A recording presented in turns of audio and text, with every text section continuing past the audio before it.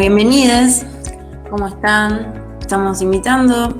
Bienvenidos a la formación introductoria sobre energía y transiciones que preparamos a pedido de Juventud Ambientalista.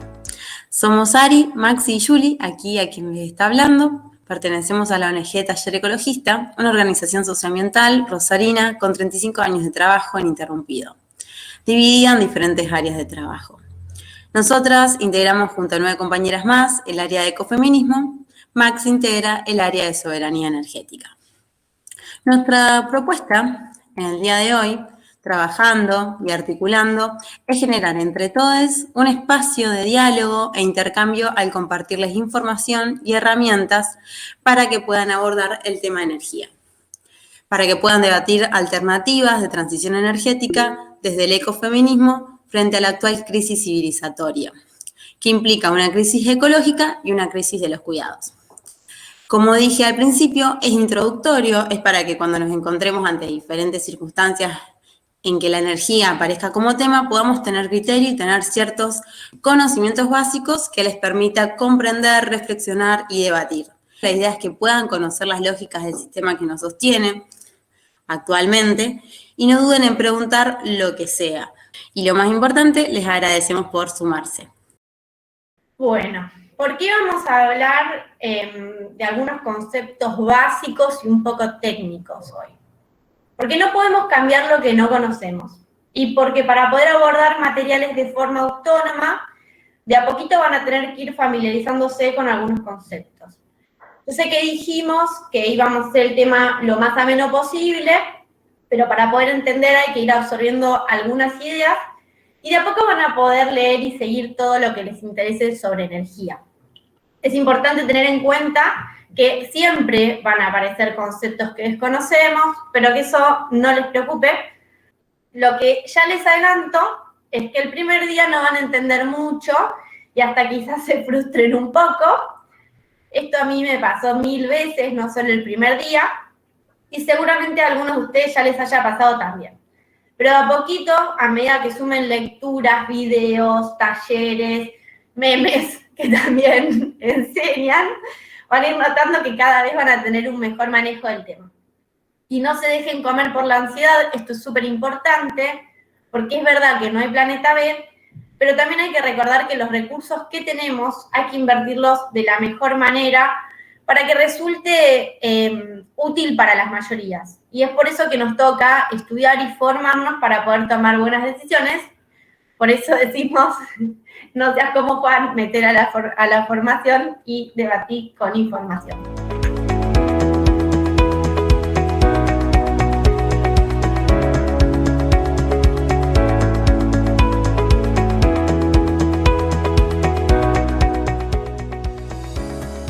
El sistema energético está compuesto no solo por la matriz, sino por todo el mapa de actores y el marco legal vinculado a la energía. Pero vamos a empezar con la matriz porque nos contextualiza y es como suficiente para arrancar. Además, no podemos abordar todo en un solo taller. Primero vamos a ver juntos el video del Observatorio Petrolero Sur con Vaca Bonsai. Creo que es la mejor síntesis sobre el sistema energético argentino que hay en este momento. Y les recomiendo que siempre que tengan dudas vuelvan a este material porque yo vengo estudiando el tema hace varios años y desde 2015 vuelvo a verlo siempre. Así que ahora lo voy a poner para que los veamos todos juntos.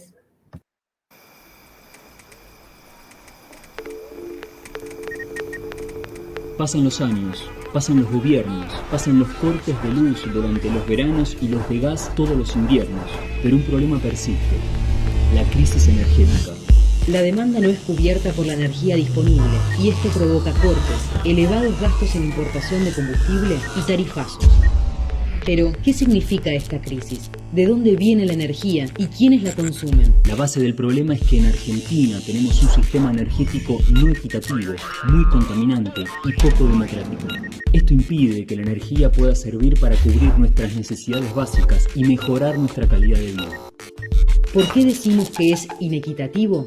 En nuestra vida cotidiana utilizamos grandes cantidades de energía, muchas veces de manera irracional. El consumo en los hogares equivale solo a un 27,5% del consumo total de energía, principalmente electricidad y gas.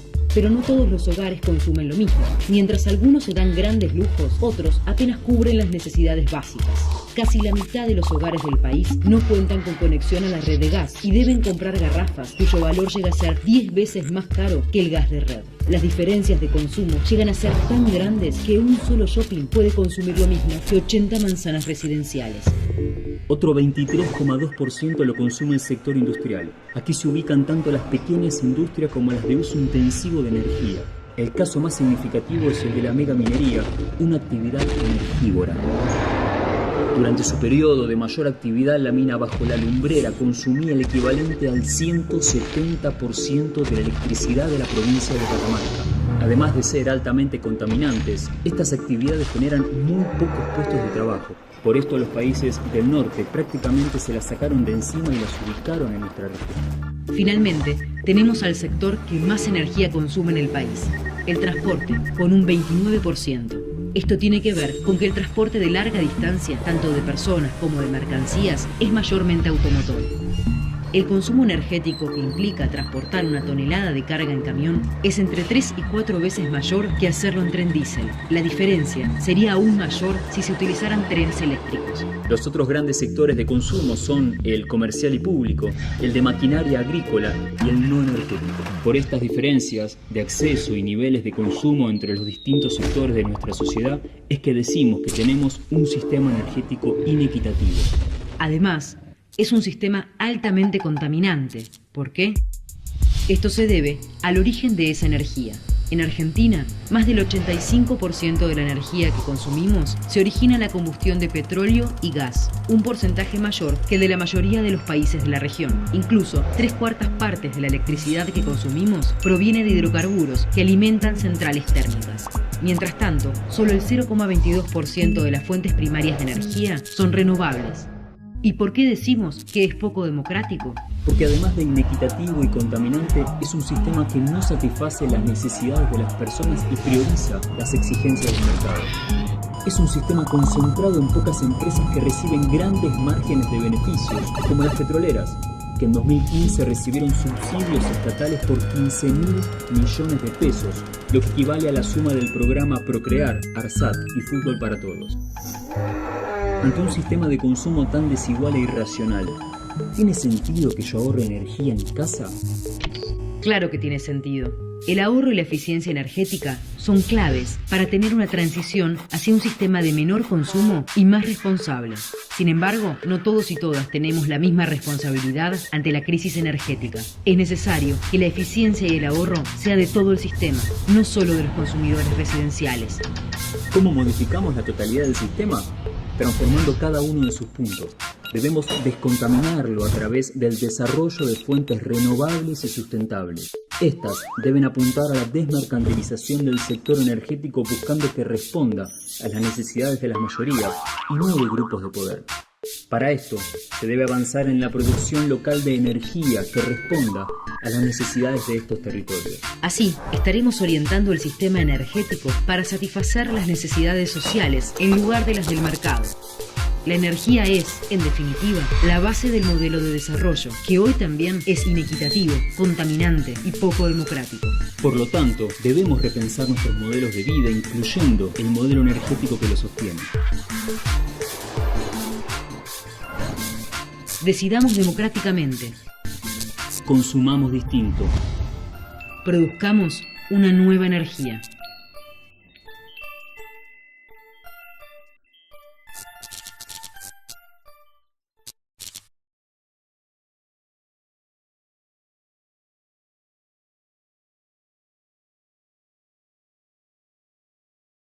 ¿Qué les estoy mostrando ahora?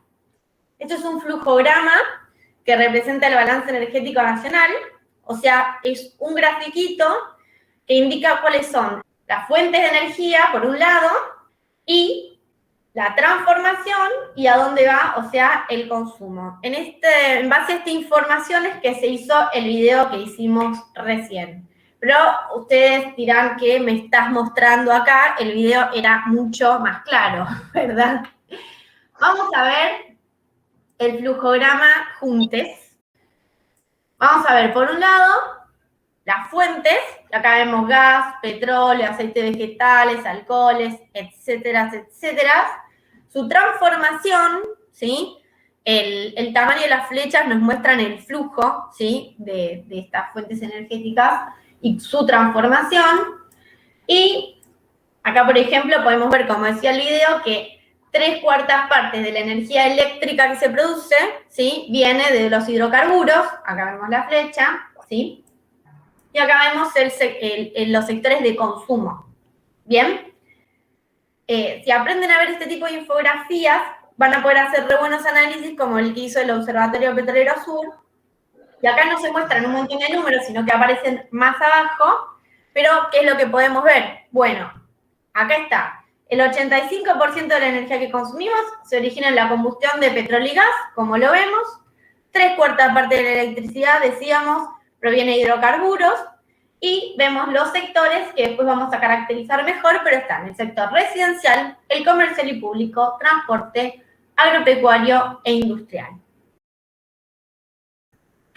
En 2020 tenemos estas fuentes primarias o este aporte al sistema energético. Y como van a poder ver, no cambió mucho del 2015 hasta acá. O sea que nos siguen sirviendo tanto los flujogramas que se dejaron de hacer, como los Excel que están colgados en la página, como el video que hizo el Absurd, ¿sí? ¿Por qué usamos tantos hidrocarburos? Bueno, usamos hidrocarburos porque son relativamente fáciles de almacenar, de transportar, porque pueden entregar mucha potencia en poco tiempo, y eso hace también que el uso de hidrocarburos sea más, digamos, conveniente para el sistema productivo que tenemos hoy. Básicamente, todos los sistemas productivos del mundo están pensados en base a la utilización de hidrocarburos y, por lo tanto, si hoy quisiéramos, por ejemplo, cambiar estas fuentes por otras, necesitaríamos que estas otras fuentes tuviesen la potencia de los hidrocarburos y estas características que dijimos para que muevan los procesos productivos que están funcionando en base a ellos. Este problema tiene sin dormir a científicos y científicas que quieren mantener las cosas como están. A esto en el mundo ambiental se le llama falsas soluciones porque buscan resolver el problema del desabastecimiento de hidrocarburos, pero no resuelve el problema de que pocos tienen acceso a un montón de energía y muchas personas sigan sin tener algún acceso a energía. Las falsas soluciones no ponen en duda el para qué del sistema energético. Entonces, si vamos a debatir transición de fuentes, si vamos a hacer un cambio tan grande, también tendremos que debatir el para qué, ¿no? Y dependiendo de la actividad para la que necesitamos energía, podemos contar con un tipo de energía u otro, generado por una fuente u otra. Y esto tiene que ver también con los recursos con los que se cuenta en cada territorio, con los impactos ambientales y sociales que estamos dispuestos a soportar, porque toda la transformación tiene un impacto. Algo se pierde y algo se gana. Un poco que el discurso liberal nos enseña que el crecimiento puede darse en la lógica de la pura ganancia, ¿no? Este crecimiento que no tiene que parar. O sea, siempre seguramente escucharon, tiene que crecer el PBI, se tienen que desarrollar las fuerzas productivas, bueno. Pero esto no es necesariamente así, porque siempre hay costos. La pregunta es cuáles son y quién los paga, ¿sí? Si tenemos, por ejemplo, un bosque que provee leña, podemos calentar comida o el ambiente. Si tenemos mar, podemos generar energía eléctrica con fuerza mareomotriz. Si tenemos vientos adecuados, si llega luminiscencia del sol de manera más directa, si hay ríos se puede usar también, si hay hidrocarburos bajo la tierra, si generamos muchos desechos orgánicos, todo se puede usar. Pero todo genera algún tipo de impacto. Por eso cuando alguien dice esto no genera ningún impacto, siempre hay que sospechar, hay que preguntarse si nos están diciendo la verdad. Y lo importante acá es evaluar qué tipo de impacto es aceptable según cuáles son las necesidades y objetivos de cada comunidad, ¿sí? En este sentido, parece que el flujograma que vemos acá nos dice las cosas como son, como si fuese algo natural. Te dice, estas de acá son las fuentes que tenemos y estas son las necesidades que hay ahora del lado del consumo. Y los impactos los conocemos, porque leemos las noticias y porque somos gente sensibilizada con la cuestión ambiental. Inundaciones, contaminación, la posibilidad del colapso. Pero bueno, igualmente el colapso no es que sea algo inevitable, no hace falta que lleguemos a ese punto. y no tiene por qué ser así.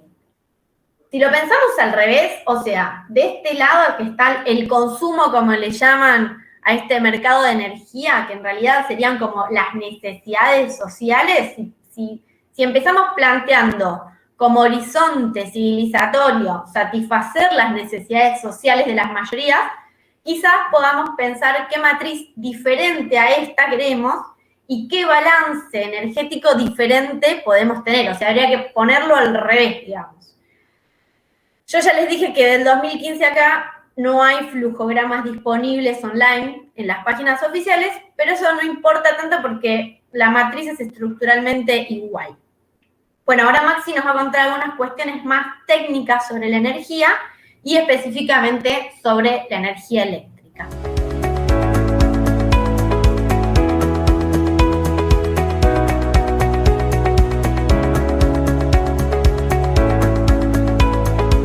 Hola a todos, yo simplemente voy a enseñarle algunos temas de energía, cómo se llega a nuestra casa y cómo se la estudia.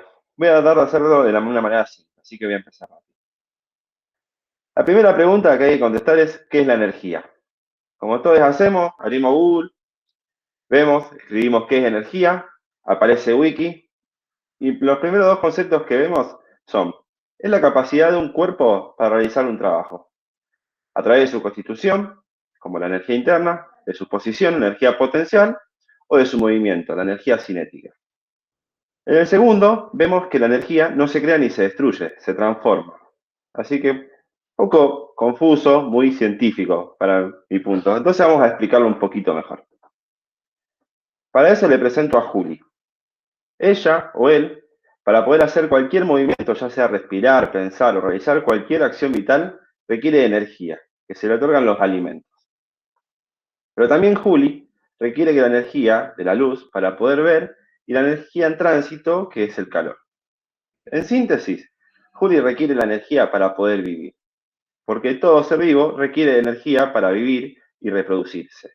El humano descubrió cómo acumular energía y gestionar, transformar la energía y bueno, hoy la energía se utiliza para fines que van más allá de la subsistencia, incluso en contra de la subsistencia y un buen vivir de la especie.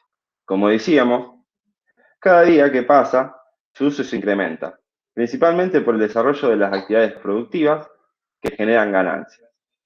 Para perseguir el objetivo de generar lucro, es que se construyó el mercado de energía. Yo les voy a hablar principalmente del mercado eléctrico.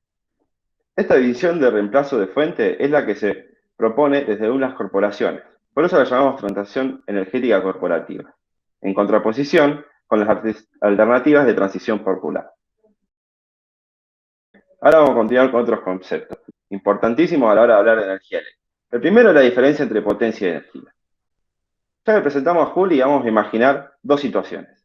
En ambas, se va a levantar hoy a las 5 de la mañana y se va a bañar y supongamos que hace una temperatura de 5 grados centígrados. Sí, hace frío, está fresquito. Entonces, por eso, Juli lo que va a hacer va a prender su calefacción con el objetivo de calentar la habitación a 23 grados centígrados. Es importante que entendamos que siempre se trata de energía y hay que pensar que ¿para qué quiero la energía?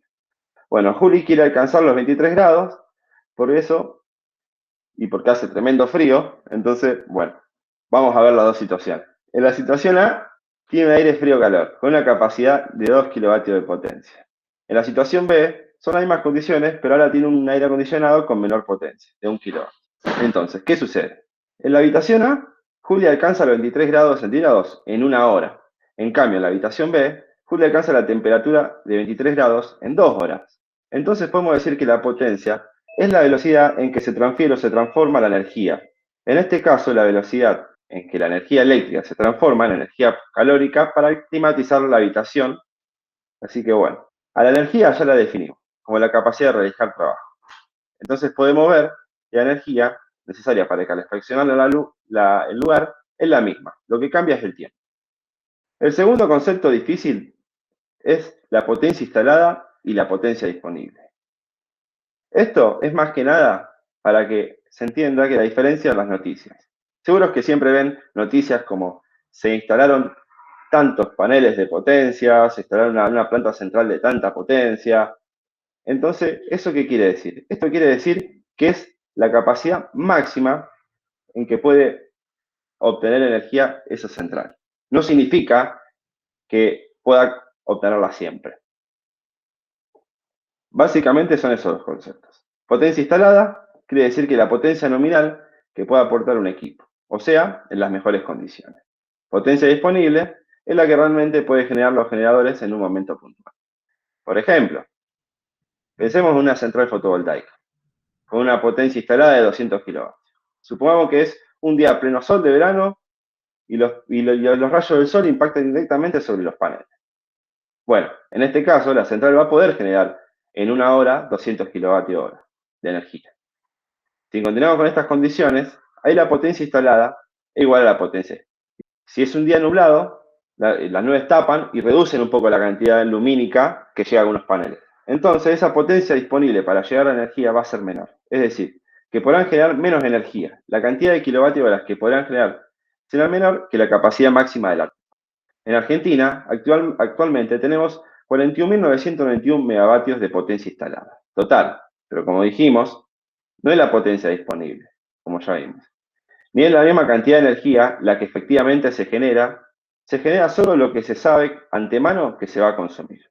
¿Y eso cómo es? Dirán ustedes. Bueno, normalmente no se llega a valores récord de consumo, pero el sistema está listo para alcanzar los valores récord por las dudas. Algunos de estos valores han llegado a 26.398 megavatios. Esos son los picos de consumo que se acompañan con un pico de generación. Pero para que no se desestabilice el sistema, esto lo vamos a explicar bien más tarde. Como mostró Ari, no todo es paneles solares. Algo que es fácil de ver en el flujograma es que 3/4 parte de la electricidad que consumimos proviene de la combustión de hidrocarburos, o sea, gas o derivados de petróleo, que alimentan centrales térmicas. Además, una matriz energética que puede contar con el aporte de otros tipos de centrales que funcionan a partir de movimiento de turbina. La hidroeléctrica, que pueden almacenar energía a través de embalses, o aprovechan la energía potencial, una masa de agua que transforma en energía eléctrica. Después tenemos las eólicas, a través de los generadores, hay muchas en el sur, en Uruguay, y son enormes. También se pueden aprovechar poniéndolas offshore en el mar. Tenemos las térmicas, como las centrales que contábamos, que hay el ciclo simple y el ciclo combinado, que son los combinadores de centrales de vapor y de gas. Las nucleares, seguro que ya saben que Argentina es pionera en el desarrollo nuclear, que hay varias centrales y que se están proyectando una más. Las que están construidas y funcionando están muy cerca del conglomerado de poblaciones, un peligro. Después, además, podemos agregar la biogás y biomasa. Esas son las centrales que existen en Argentina. Van a poder ver el aporte de todas en el flujograma y también pueden ver su ubicación geográfica en el diagrama de interconectado eléctrico que vamos a mostrar después. Así que ahora vamos a ver, basta de concepto abstracto y hablar un poquito de los átomos. Para esto, vamos a cambiar un poco la mirada, vamos a poner una corbata, una calculadora, un maletín y vamos a transformarlo en economistas. Porque el sistema eléctrico está organizado como un mercado, donde las necesidades sociales se les llama demanda y a la producción de energía se le llama oferta. Así que vamos a tener que ver la energía con estos ojos extraños para poder entender el material que anda dando vueltas. Artículos, documentos pensados y escritos para expertos en costos. Por eso es tan difícil a veces entender. Empecemos con la demanda, el para quién y para qué.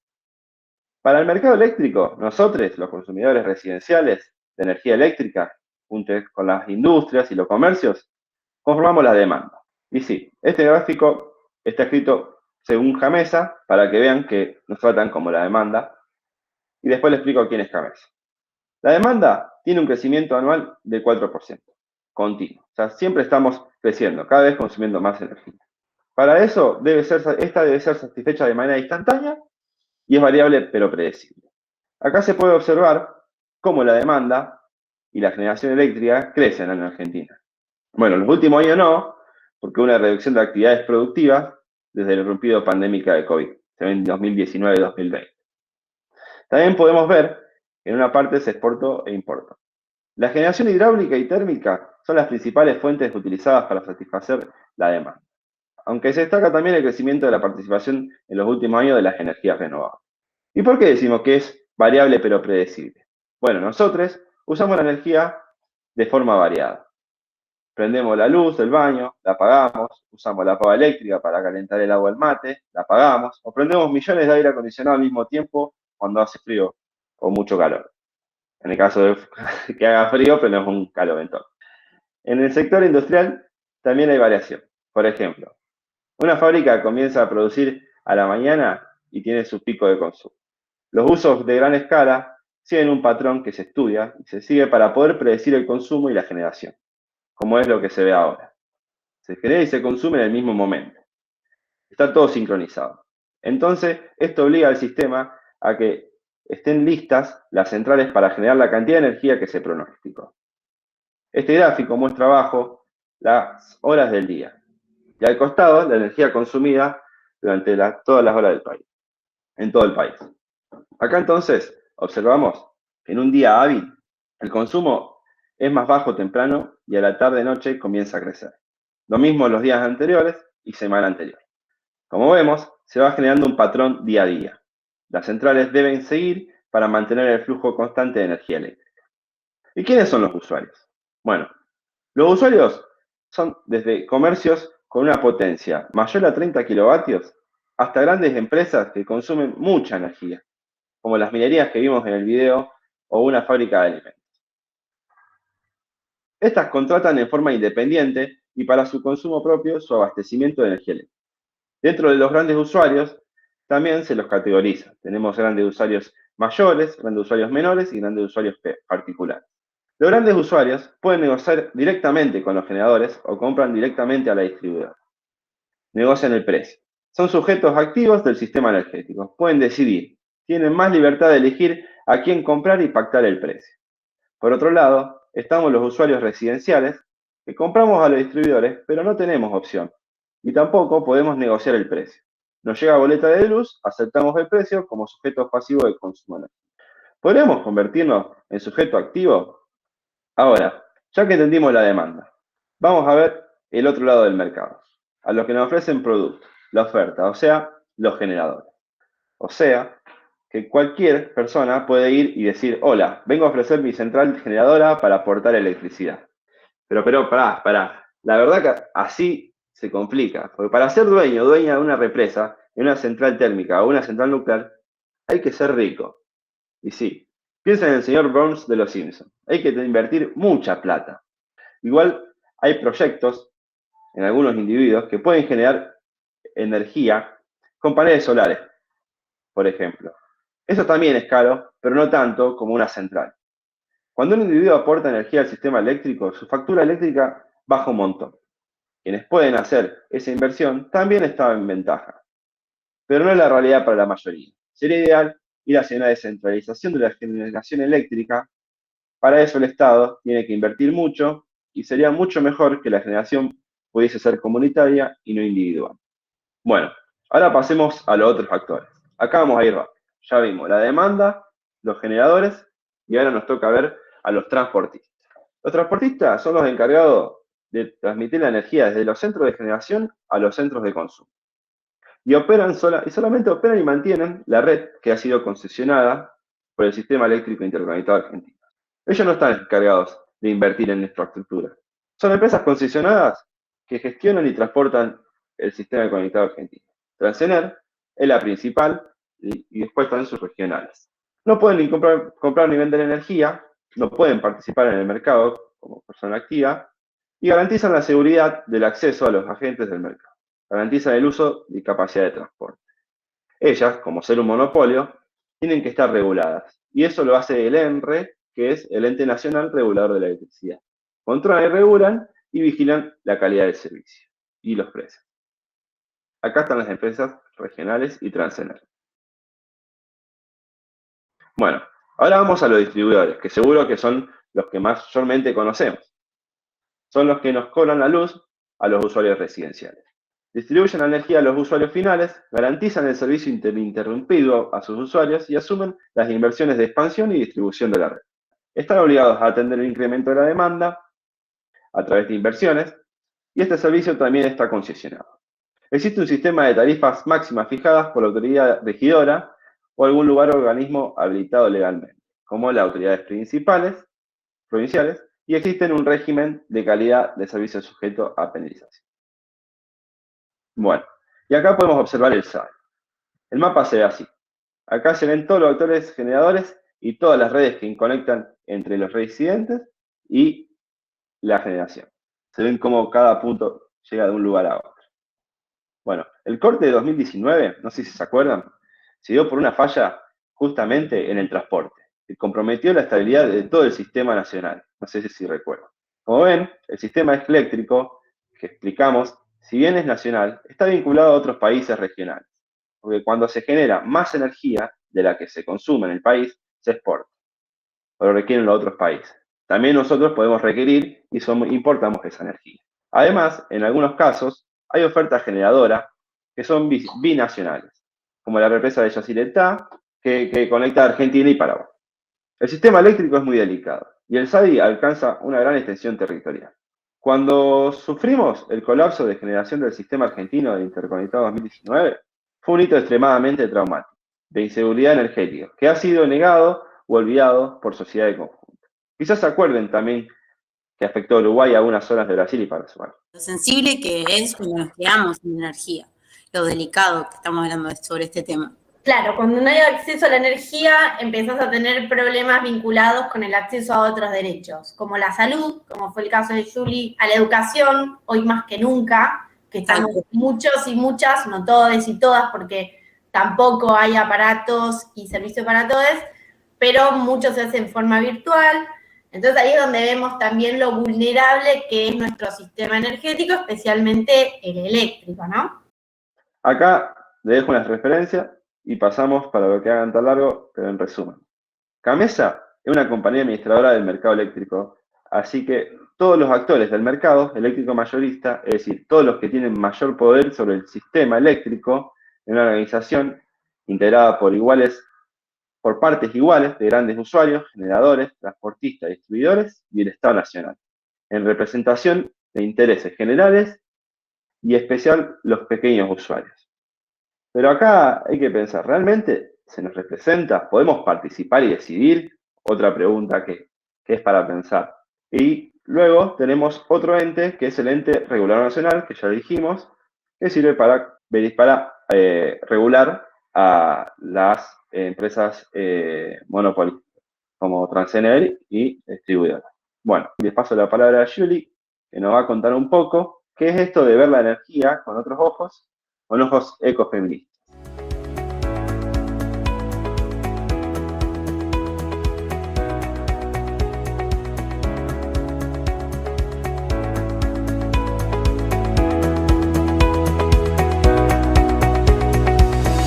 Gracias, Maxi. ¿Cómo podemos observar la energía con gafas ecofeministas?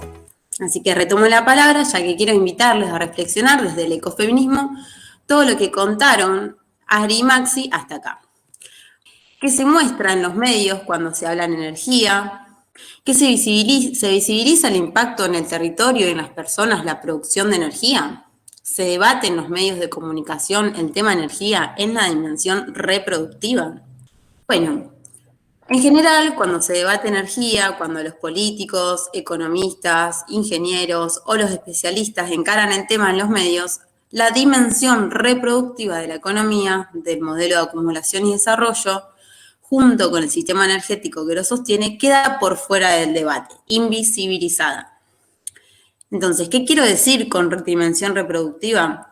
Me refiero a las tareas que por una construcción cultural e histórica se le asignó a las mujeres, actividades de cuidado que son esenciales para que podamos crecer, trabajar, es decir, sostener la vida que llevamos adelante. Ya saben de qué hablo, ¿no? Cocinar, limpiar, que alguien nos cuide cuando nos enfermamos, contención emocional y muchísimas cosas más que sé que ustedes se podrán imaginar. Tampoco se visibiliza cómo impacta en el territorio y en las personas la producción de energía, cómo se obtiene o extrae, cómo se transforma, cómo se transporta y se distribuye. Bueno, en realidad ahora saben un poco más, o mucho más, ya que Max y Ari les acercaron la posta sobre esta info. Y bueno, ¿qué les quiero decir? Que desde el ecofeminismo señalamos críticamente la relación entre capitalismo y patriarcado, colocando el foco en la reproducción de la vida y no solo la dimensión productiva, que es la que prima en nuestras sociedades. Capitalismo y patriarcado actúan de forma sinérgica, se sostienen sobre la explotación de los bienes naturales comunes que constituyen los territorios y sobre la opresión de las personas y sus cuerpos. Entonces, nuestras sociedades separan las actividades productivas de las actividades de los cuidados que otras personas nos dedican a lo largo de nuestra vida, priorizando, reconociendo y remunerando las primeras. En contraposición, queremos poner de relieve el valor de todas las actividades sociales que hacen al sostenimiento de la vida. Cuando pensamos en estas actividades, queda claro que sin ambos tipos de trabajo, el productivo y el reproductivo, es imposible que funcione cualquier comunidad. Pero, ¿se habla de energía vinculada a los trabajos reproductivos? En general, no. Bueno, voy a retomar otra de las preguntas, y es, ¿se habla cómo impacta en el territorio la producción de energía? ¿O por qué no se habla? ¿Qué pasa? Esto sucede ya que la visión mayoritaria de la energía es economicista y productivista. Como vimos recién, el mercado eléctrico está montado sobre estos principios. Esta visión se sostiene por la explotación de la naturaleza sin contemplar lo finito que son los mal llamados recursos naturales, sin comprender los límites naturales de estos bienes comunes de todas las comunidades. Además, desde una perspectiva economicista liberal, el ambiente provee estos recursos y las consecuencias socioambientales son entendidas como externalidades ambientales y sociales. ¿Qué quiero decir con externalidades? No es que quiera sumarles mucho más conceptos desconocidos, pero me parece importante detenerme un poco en este. Se producen estas externalidades negativas cuando una persona o una empresa realiza actividades, pero no asume todos los costos y se los traspasa a otros. La sociedad en general, es decir, a los problemas que surgen en torno a la producción y el consumo de energía, se les llama externalidades. Cuando las externalidades son ambientales, a los daños que quedan en los territorios, esta perspectiva ortodoxa le llama pasivos ambientales y muy pocas veces se realizan remediaciones. Cuando esto sucede, que se realicen estas remediaciones, es porque se politizan y se judicializan los conflictos territoriales luego de largas luchas que dan las poblaciones. La compensación siempre es insuficiente, no da ganancias remediar lo destruido y mucho menos dejarlos como estaba. Por ejemplo, multas a las petroleras por derrames. A la empresa siempre le va a convenir pagar una multa porque no impactan sus ganancias de manera considerable. Y bueno, nuevamente los vamos a invitar a ponernos las gafas verdes, es decir, las socioambientales, para poder ver que debemos pensar la vida humana como parte del resto de la vida del planeta y no por encima. Entonces tenemos que usar los recursos materiales y energéticos con un criterio de austeridad y redistribución. Ojo, que austeridad no sea un llamado a reivindicar el pobrismo. Esta es una mirada que considera la ecodependencia. Las personas dependemos de los procesos y los bienes que la naturaleza nos provee para sobrevivir, y si nos ponemos las gafas violetas del feminismo, vemos que la vida hay que pensarla desde la vulnerabilidad e interdependencia. ¿Qué quiero decir con interdependencia? Como les dije antes, dependemos de los cuidados que otras personas nos dedican a lo largo de nuestra vida. Y todo esto choca de lleno con el individualismo como enfoque para pensar la vida. ¿Qué podemos hacer? Desde el ecofeminismo proponemos articular las luchas para incidir en políticas públicas, un diálogo necesario entre los movimientos. Cuestionamos el concepto de sostenibilidad y planteamos la igualdad en términos humanos, sociales y ambientales. No tenemos respuestas, de hecho nadie las tiene o son mentira a las preguntas de qué se debe hacer en cada territorio, en cada comunidad, en cada espacio de trabajo, en cada hogar, en cada ciudad del pueblo. Digamos, si alguien viene y nos dice la respuesta es esta y tal, y yo no sé si le creería del todo. Yo creo que no hay una receta exacta, sino que la vamos a ir construyendo, participando y justamente informándonos para poder participar y tomar decisiones. Por ello estamos convencidas, en relación a lo que les decía recién, que tenemos que intervenir guiados y guiadas por las siguientes ideas. Justicia social distributiva. ¿Qué quiero decir con justicia social distributiva? Que hay mucha gente que sufre la pobreza energética, estoy hablando de mucha. Otra de las ideas por las que nos tenemos que guiar son la justicia ambiental y también todos los espacios sociales son territorio de disputa y tenemos que organizarnos en todos los lugares de pertenencia para poder participar de las tomas de decisiones sobre cómo queremos vivir, cómo queremos trabajar, cómo queremos organizar las tareas reproductivas, cómo queremos alimentarnos y acceder a la energía. Así que trabajadores, trabajadoras y usuarios y usuarias de la energía tenemos que ser protagonistas de los debates, formarse para poder pensar en qué transiciones populares queremos. Bueno, en fin, les agradecemos un montón. Les agradecemos mucho por participar. Sí, y esperemos encontrarnos en alguna otra actividad. Muchas gracias. Bueno, gracias a todos. Chao, muchas gracias.